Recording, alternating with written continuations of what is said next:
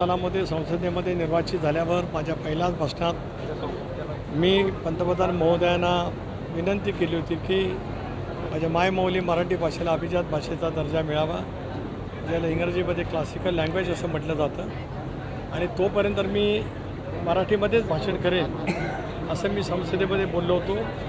18व्या लोकसभेमध्ये गेल्याच्यानंतर सुद्धा त्याची विनंती केली आणि आज रायगडचा खासदार म्हणून छत्रपती शिवरायांना मानाचा मुद्रा करत असतानाच पुण्यलिकेच्या तीरावरती पूर्णाकृती पुतळ्याचं अनावरण होत असतानाच आज मराठी भाषेला अभिजात भाषेचा दर्जा मिळाला.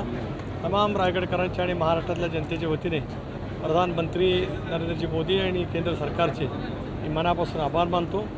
आता मला इंग्रजीमध्ये बोलायला लागेल ते मी नक्की बोलेन, पण माझ्या मराठीचा गौरव जो झालेला आहे त्याचा अभिमान आहेच.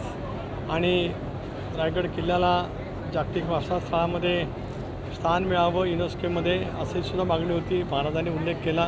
त्या बाबतीमध्ये मी अधिक काही बोलू इच्छित नाही.